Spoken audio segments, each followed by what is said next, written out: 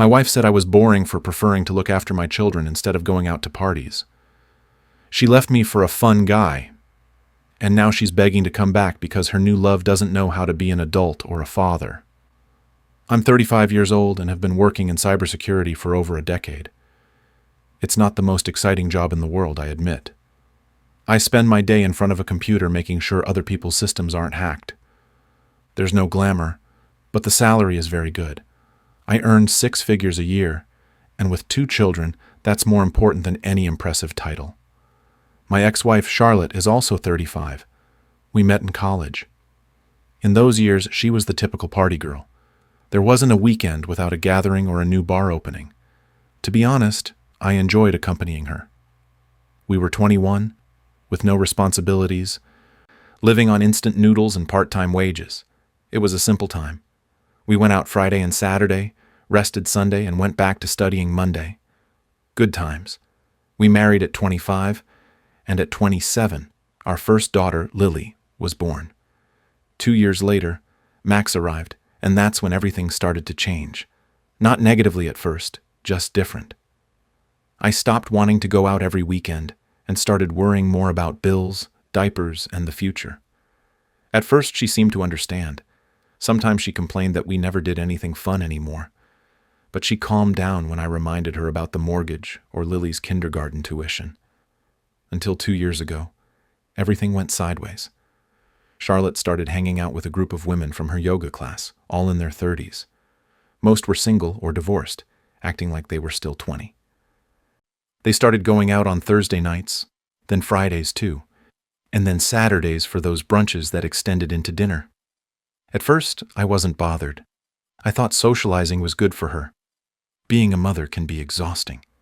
The problem was when she started insisting that I go out with them too, not for family time, but to go clubbing on a weekday. She asked me to hire a babysitter on a Tuesday when I had to get up at 6 a.m. for work. The first time she mentioned it, I thought she was joking. She wasn't. She got angry. She called me boring, an old man who had lost his spark. I tried to explain that my priorities were different, that watching Lily at soccer practice or building Legos with Max made me happy, that enjoying a quiet dinner at home was my version of fun. She said I was using the kids as an excuse to be lazy. That phrase hurt. From then on, arguments became constant. Every weekend there was a new reason. There's a new place downtown. Everyone is going. Laura has a friend who is a DJ. He invited us to a speakeasy. My friends are taking their partners to a festival. Why can't you be more fun? And yes, Dean, Hunter in the original, he was the trigger. A 28-year-old guy who worked as a bartender at a trendy club with a rented BMW and 3 roommates. He lived in total chaos, but according to Laura, Charlotte's friend, he was so exciting and knew how to enjoy life. Dean started frequenting their group about 6 months before the disaster. He always had a story about some wild party or an impromptu trip. All facade, a social media character, pure pose, no substance. But Charlotte fell for it. She started talking about him daily. Dean says you have to live in the moment. Dean taught us not to be afraid to be young. Young. We were 35, had 2 children, and a mortgage. Our youth had already done its part. The final break came on Thanksgiving last year. Charlotte had been more irritable than usual for weeks, throwing hints about our boring life and lack of spontaneity. I, meanwhile, had just gotten a promotion, senior security architect, with a considerable raise. While I was thinking about opening a college fund for Lily and repairing the patio deck, she dreamed of getaways to Las Vegas like the ones Dean and his girlfriend posted on Instagram. The night before Thanksgiving, I was in the kitchen preparing the next day's meal. My parents were coming, as were her sister and husband with their kids. I was concentrating, hands on the turkey, when Charlotte appeared dressed for a club. Tight dress, heels, full makeup. "Where are you going dressed like that?" I asked, though I already knew the answer. "Going out with the girls. Dean knows the owner of a new place and we're on the list," she replied without looking at me. "The family is coming tomorrow, but don't worry, I'll be back late. You can handle the morning stuff." I tried to keep calm, but inside I knew something had broken. It wasn't just another outing. It was confirmation that she already lived in a world where there was no space for me or our children. I really tried. I told Charlotte the kids would be sad if she arrived too tired to prepare for Thanksgiving. As always, I reminded her that my mother expected her help with the side dishes, just like every year, and that it was a family holiday. Maybe just for once she could skip one of her nights out. And then she let it out.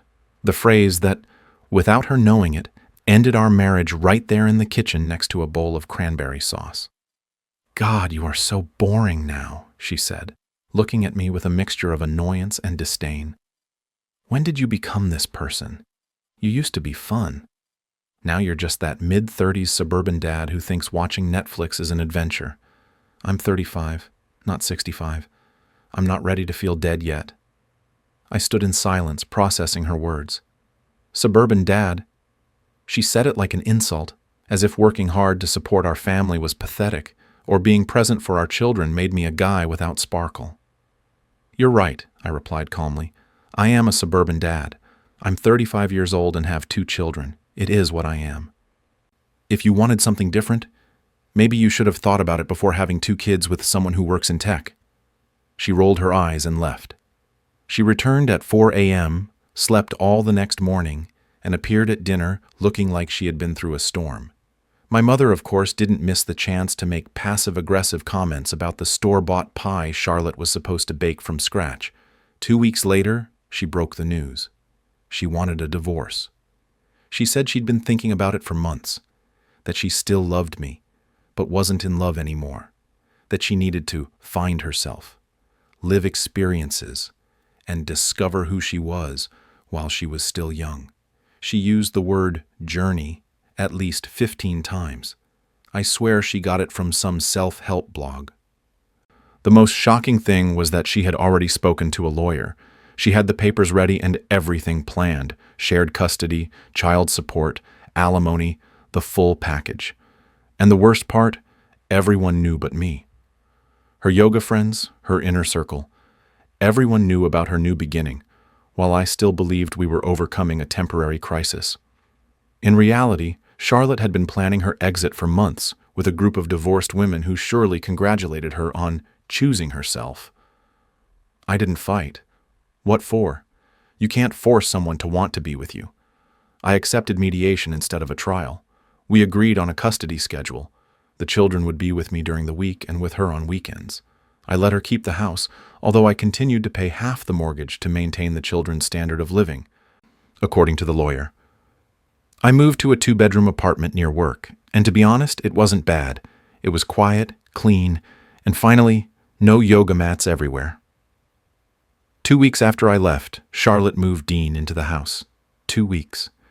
Our children were still asking when Dad would come back, while she already had a guy living there, one so young he could pass for her older brother. But of course, I was the boring one. The children hated him from the start. Lily, at 8 years old and more perceptive than most adults, asked me directly why Mom's friend was always at the house. Max, 6, just said Dean smelled funny and refused to eat what he cooked. Children perceive everything. They always do. The first month was somewhat tragically comic. Charlotte posted nonstop on social media about her new phase and living her best life. Photos at clubs, restaurants, concerts, festivals, and of course, Dean appeared in almost all of them, always with his cap backward and that eternal adolescent smile. My favorite post was one where she wrote something about surrounding yourself with people who reflect your energy, while he appeared in the background asleep in a beach chair at 2 p.m. But in all those photos, oddly enough, the children were never present. Strange, right? How her best life didn't include her own children. When I picked them up on Sunday nights, they were exhausted. Lily told me they spent most weekends at her maternal grandmother's house because Mom and Dean were tired from going out. Max said Dean played video games all day and asked him to be quiet because he had a headache. Father of the Year material, no doubt.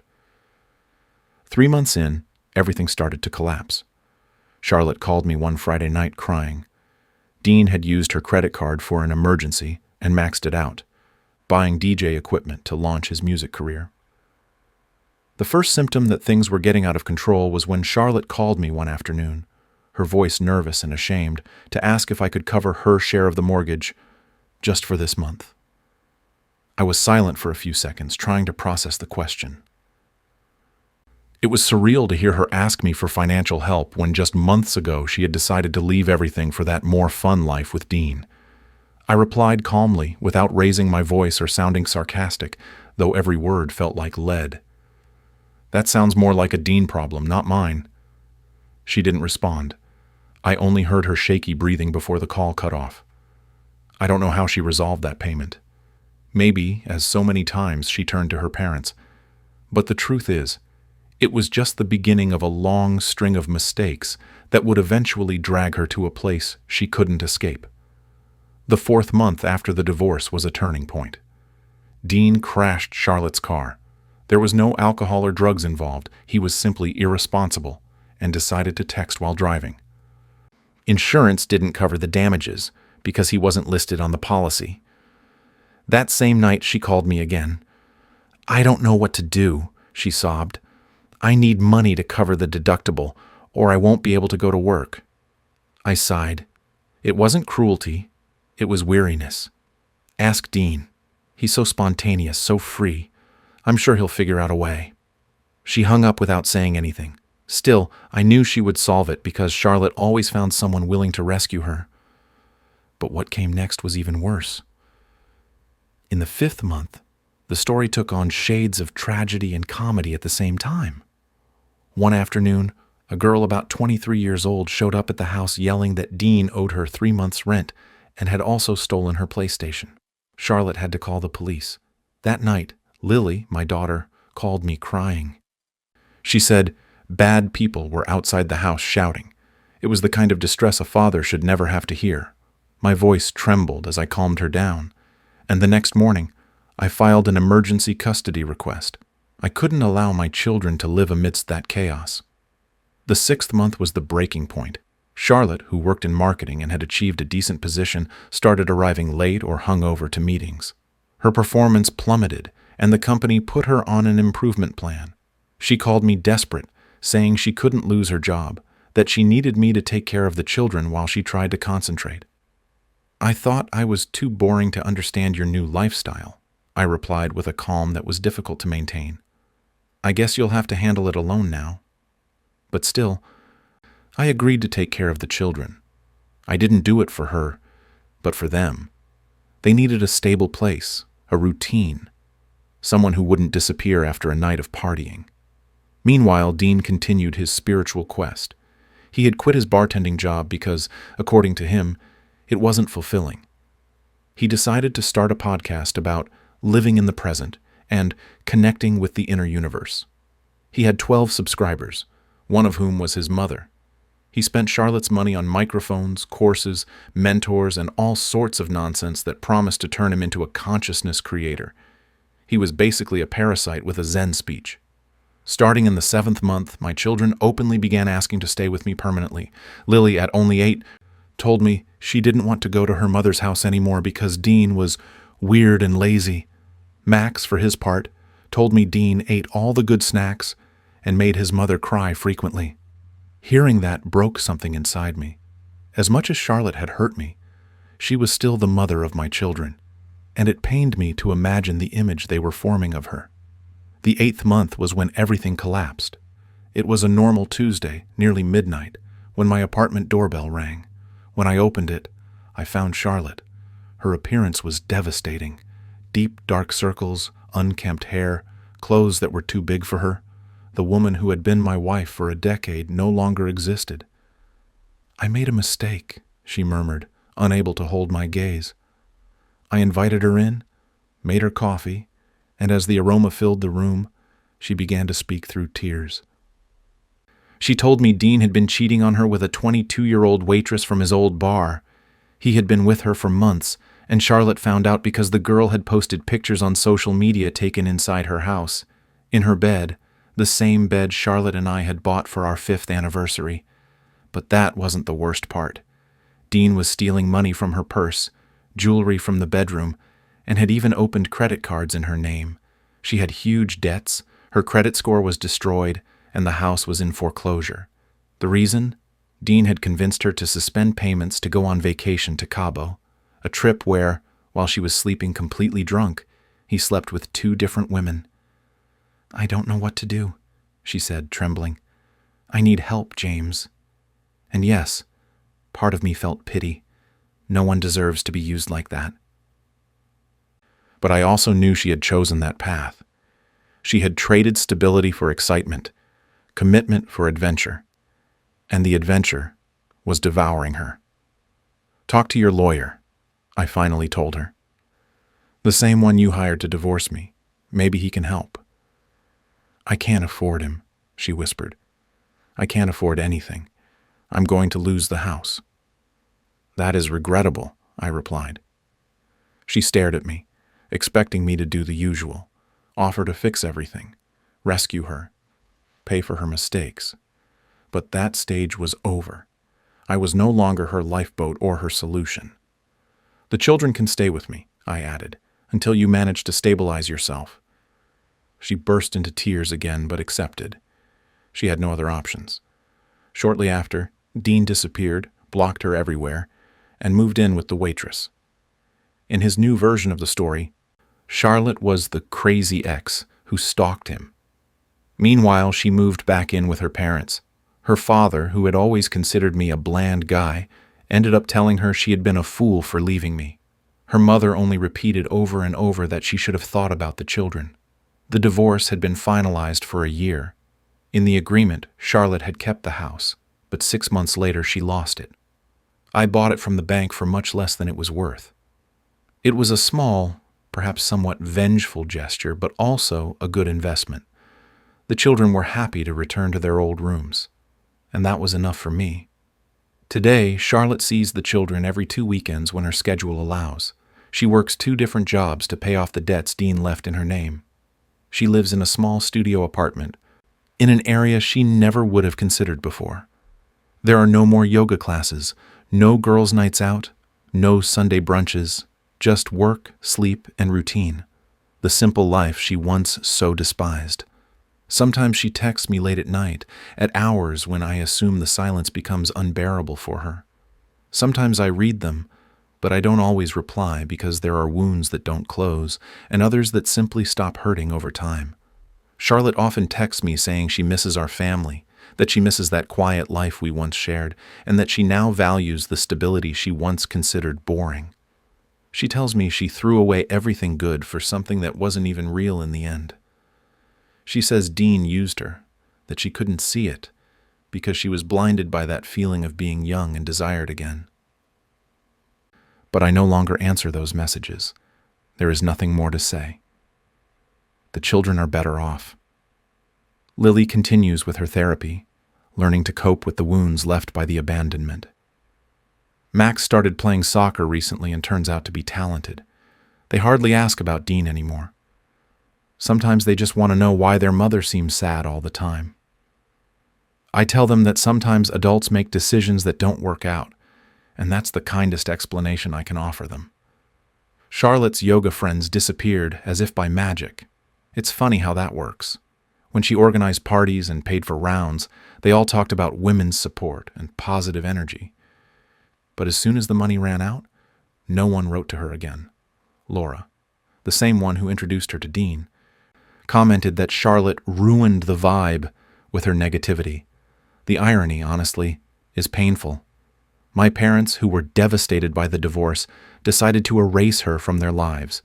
My mother only refers to her as that woman when she mentions her, and my father barely shakes his head with resignation every time her name comes up. In contrast, Charlotte's parents call me more than their own daughter. Sometimes they pick up the children from school, and her mother always hugs me a little tighter than necessary, repeating that I am a good father. I know it's her way of apologizing for what her daughter did, and the truth is, despite everything, I'm better than ever. That promotion I got shortly before Charlotte left opened doors to others 6 months later. Today, I earn almost double what I did when we were married. I still live in our old house, a spacious property with 4 bedrooms, but everything feels different now. I have peace, a true peace. No one calls me boring for wanting to stay home on a Friday. No one blames me for being responsible. No one spends money we don't have trying to impress strangers. A few months ago, I started dating someone. Her name is Danielle. I met her at a work conference. She's 37. She also has a son and has been divorced for 3 years. Her ex left her for his secretary, so she understands my story well. We don't rush, we take it slow. We do things as a family. We talk about things that really matter. For her, spending the afternoon at a hardware store on a Saturday is a completely valid plan. She gets excited when she finds deals at the supermarket. She falls asleep at 9:30 p.m. watching Netflix and doesn't feel guilty about it. It sounds simple, but for me, it is perfect. Absolutely perfect. Charlotte found out about Danielle when she came to pick up the children one weekend and Lily mentioned her. I remember her expression, a mixture of surprise, jealousy, and contained sadness, as if someone had slapped her. She tried to hide it, asking casually who Danielle was, how long we had been dating, if the relationship was serious. Lily, with that brutal sincerity only children have, replied, "She's very nice, and she doesn't yell at Dad when he's tired." That same night, Charlotte called me. It was the first time in months she had called because until then she only sent messages. She wanted to know everything. Who was Danielle? Was it serious? Was she going to spend a lot of time with the children? And then she let out the unexpected. "I've been thinking, maybe we could try again. For the children. They need their parents together." I laughed. It wasn't a cruel laugh, but one of those that escape when you can't believe what you've just heard. "Charlotte," I said, "you left me because you were bored. Because I wasn't fun. Because I preferred to be a present father rather than a party guy. Nothing has changed. I'm still that quiet man who goes to bed at 10, gets excited about a well-maintained garden, and considers trying a new recipe for dinner and adventure." She was silent for a few seconds and replied in a low voice, "That doesn't sound so bad anymore." "Of course not," I told her, "because you learned the hard way that stability isn't boring, it's valuable. That being reliable isn't unattractive, it's a virtue. That choosing your family over fun isn't settling, it's maturing. But you had to destroy everything to understand it." At that point, she started crying. She said she knew she had made a mistake, that she would do anything to fix it, that this time it would be different. And maybe she was serious. Maybe she really had learned, but it was no longer my business. She chose excitement, adventure, and chaos, and she got them. She had Dean with his drama, his debts, and his lies. She had the social media life she longed for. I, on the other hand, was left with my children, with calm, and with a woman who valued those things from the start. The last time I saw Charlotte was a couple of weeks ago during Lily's school play. She looked tired, aged, worn down by the life she chose. Dean, as expected, was nowhere to be seen. I hadn't seen him in over a year. Charlotte sat alone at the back of the auditorium, her back straight, but her gaze lost. Meanwhile, Danielle and I occupied the front seats along with my parents and Max, waiting for the curtain to open. The atmosphere was full of murmurs, ready cameras, and excited parents. From the stage, amidst the crayon-painted decorations, Lily searched the audience. When she finally found us, her face lit up. She smiled and waved with that mixture of pride and joy that only a child can express. When the play ended, she ran toward us without hesitation. She hugged Danielle tightly, high-fived her brother, and only then remembered her mother was also there.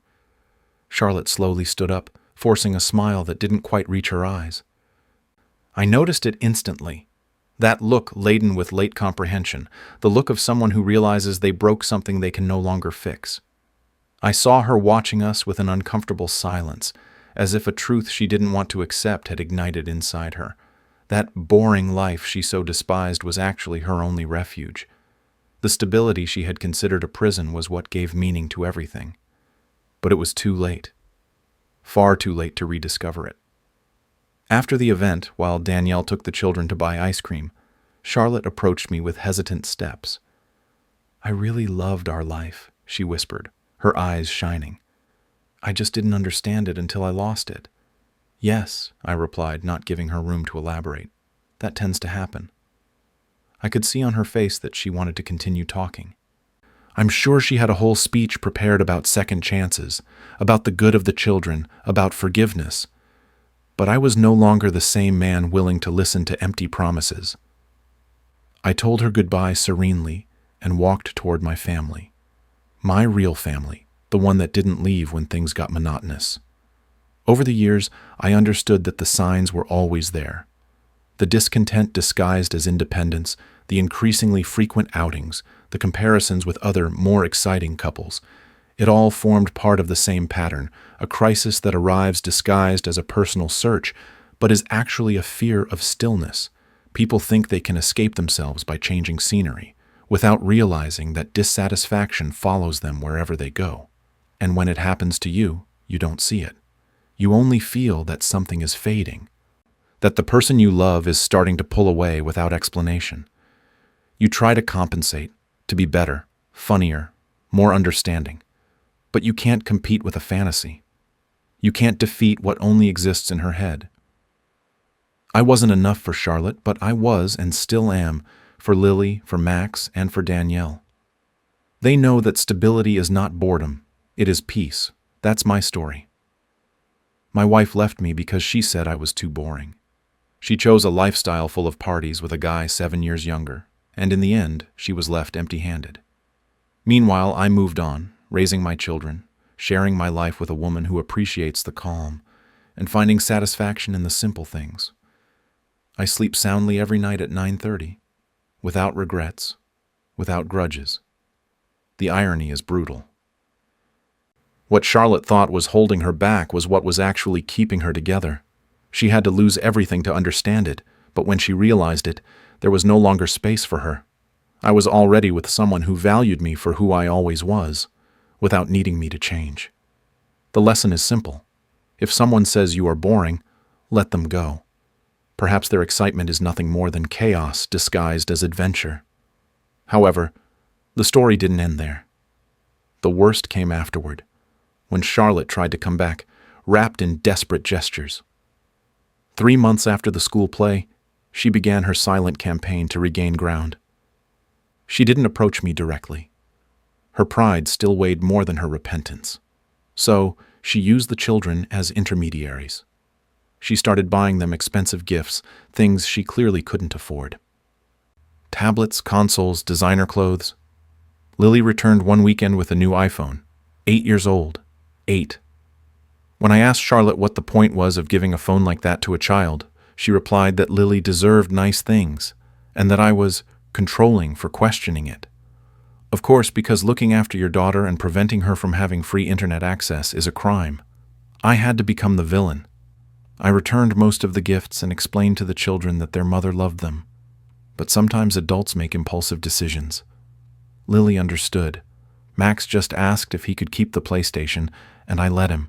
After the year he'd had, he deserved something to make him smile. Over time, Charlotte started appearing at all the places she knew we would be. Games, school meetings, even doctor's appointments. She suddenly became an exemplary mother, at least in appearance. She posted photos on social media with captions like, "Nothing more important than my little ones," while spending the entire games looking at her phone, only looking up to pose for photos. The other parents noticed it.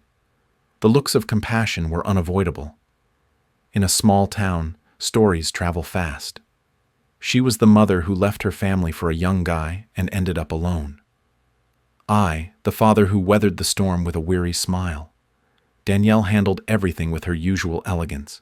Never a word out of place, never a comparison, never a criticism. She simply remained present. When Charlotte made passive-aggressive comments, Danielle smiled and changed the subject. Her serenity was my anchor. The real breakdown came 4 months ago. Charlotte had been hinting for weeks that she wanted another chance, using the children to drop phrases like, "Wouldn't it be nice to live all together again?" Lily started asking questions. Max was confused, and I had to set boundaries again. What I didn't expect was for her to show up at my office. Yes, at my workplace, in front of all my colleagues. She walked in dressed like she was going to a club, with the makeup she used in our early years, carrying a lunchbox I recognized right away. "I thought maybe you hadn't had lunch," she said loudly enough for everyone to hear. "Remember how much you liked my chicken parmesan?" The silence was awkward. Everyone pretended to carry on with their work, but the looks were obvious. Amber, from accounting, was literally leaning forward not to miss a word. Travis, from the networks area, looked at me with a mixture of surprise and pity that said it all. "What's going on, buddy?" I calmly took her arm and led her out of the building before she caused a bigger spectacle, and as we walked through the parking lot, with the sun reflecting on her car's windshield, I knew with complete clarity that woman no longer belonged in my life. I told her that what she was doing was completely inappropriate, that she couldn't show up at my work unannounced, that we had set boundaries for a reason. Charlotte broke down in tears right there in the middle of the parking lot, saying she just wanted to prove she could be the wife I needed. "Charlotte," I told her calmly, "I don't need a wife. I already have a girlfriend, and you are no longer my wife. That was your choice." She insisted she had made a mistake, but it wasn't true. It wasn't a slip-up. It was a premeditated decision. You hired a lawyer, signed the papers, divided our assets, and moved another man into our house. That wasn't a mistake. It was a choice, and choices have consequences. She tried to kiss me right there, in plain sight of everyone, while Travis, one of my colleagues, watched from the third-floor window.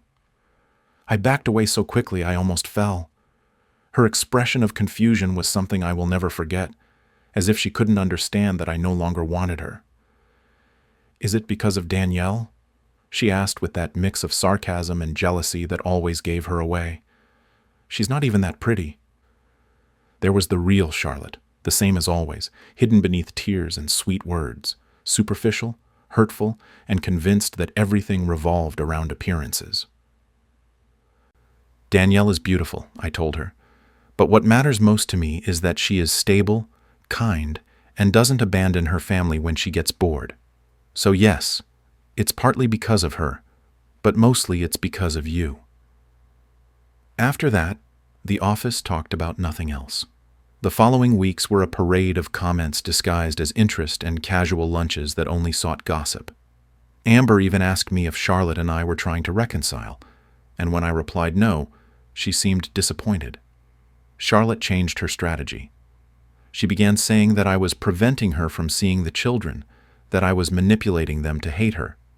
Some of her old yoga friends, who hadn't spoken to her in over a year, suddenly appeared on my social media, accusing me of being a narcissist and practicing parental alienation.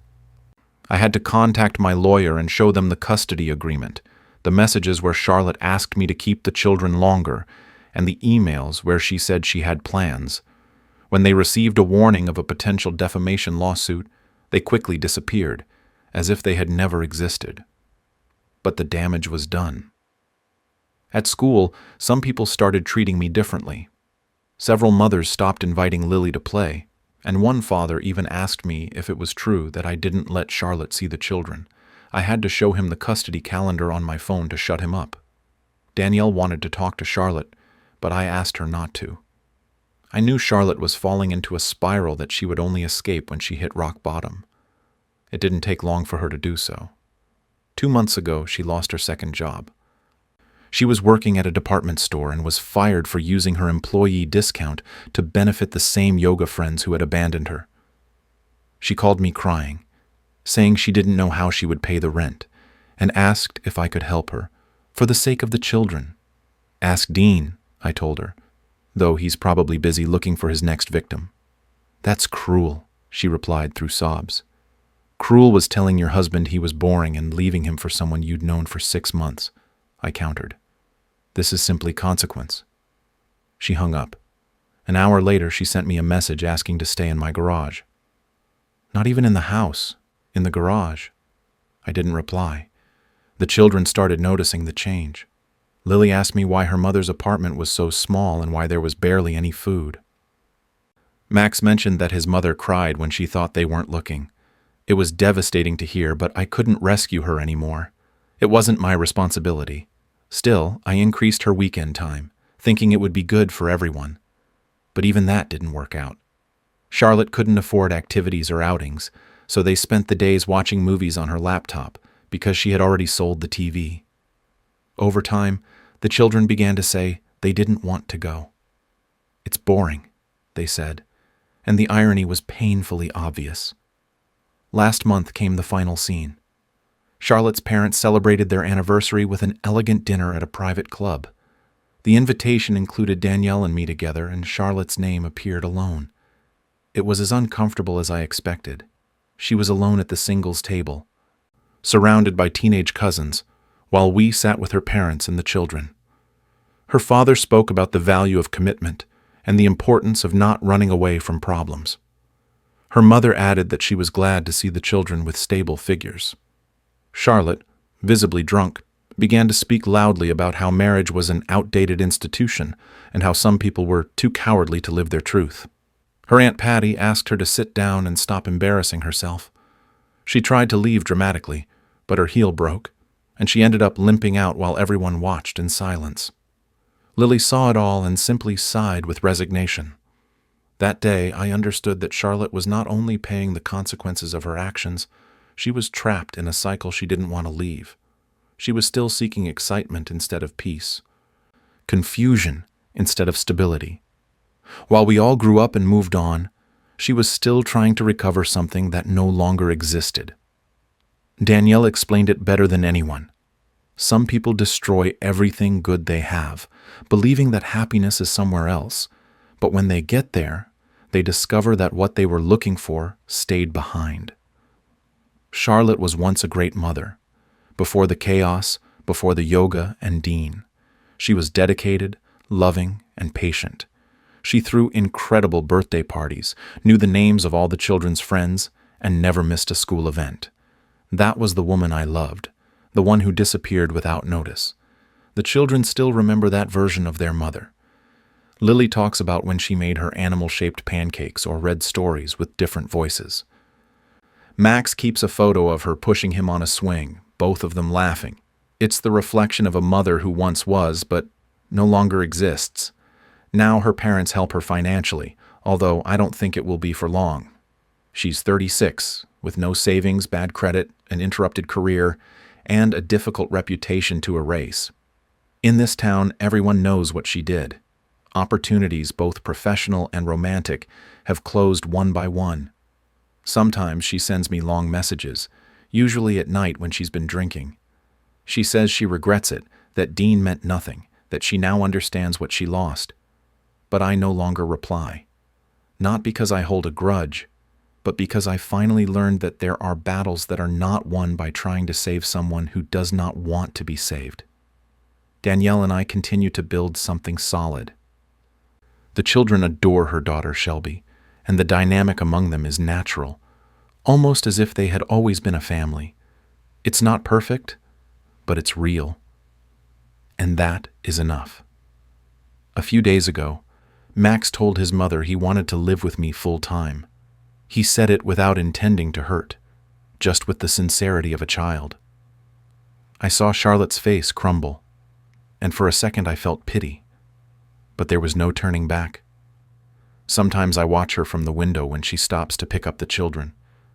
She pauses for a moment in front of the garden.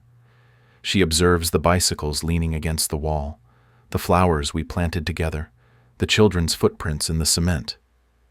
All that, the quiet, stable, and sincere life, was what she abandoned. And as I watch her walk away, I understand that I was never boring.